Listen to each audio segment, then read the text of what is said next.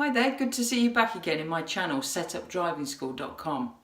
As I said in my last video, I'm here to help you through the confusing process of becoming a driving instructor, right through to you finally running a successful driving school business. With my guidance, I'll be able to help you to avoid some of the pitfalls and get you up and running as soon as possible.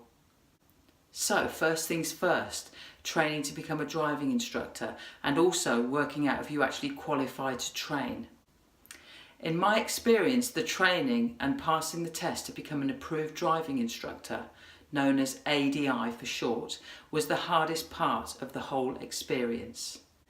But once you have this qualification under your belt and with my help, the rest of the process should be plain sailing. So, do you qualify? There are certain requirements that you will need to have to be considered before you can apply. Such things as your age and length of time you've had a driving licence, as well as any current driving offences you may have.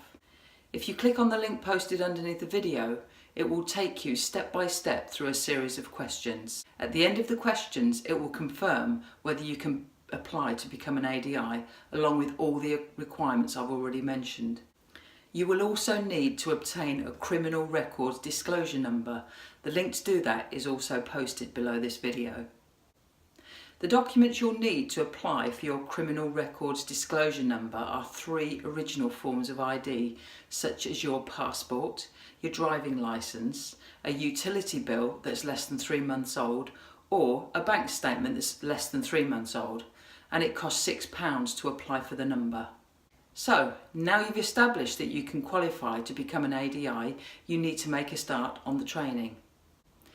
The training to become a qualified driving instructor consists of 3 parts: ADI Part 1, 2 and 3, and I'll explain all of these to you. Each part has a test you'll have to pass before you can move on to the next part of the training.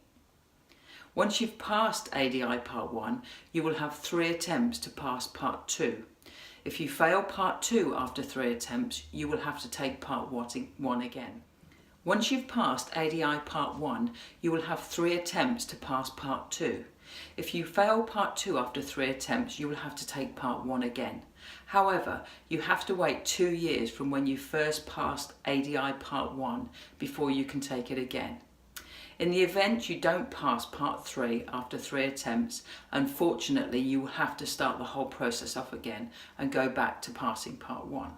So you can see why the whole process can be quite stressful. But then again, you do have 3 attempts at each part.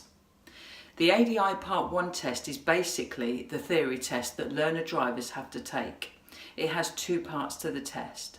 Part 1 is multiple choice questions, and Part 2 the hazard perception part.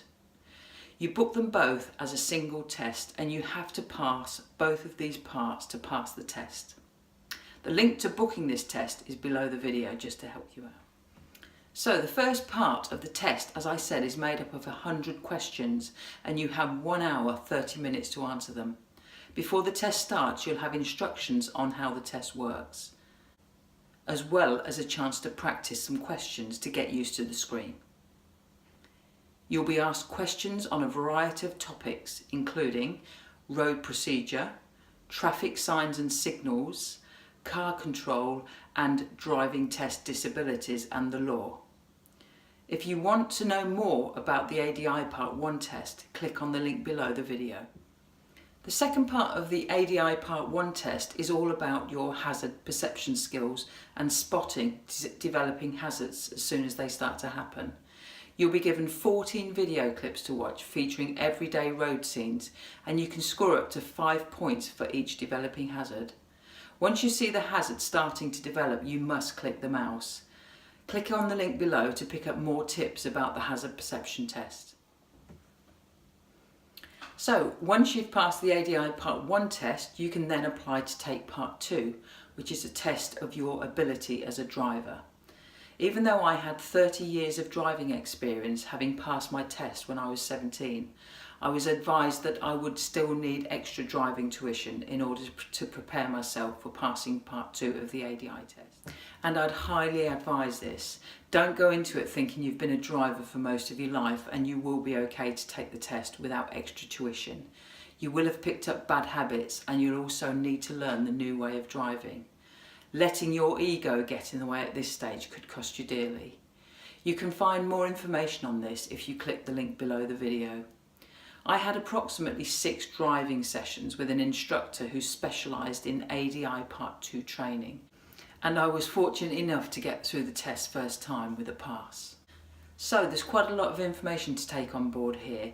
You can see all of this information if you go to my website, which again is posted below.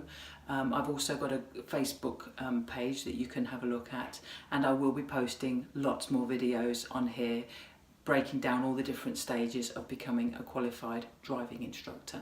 So I look forward to seeing you on the next video. Thanks for joining us.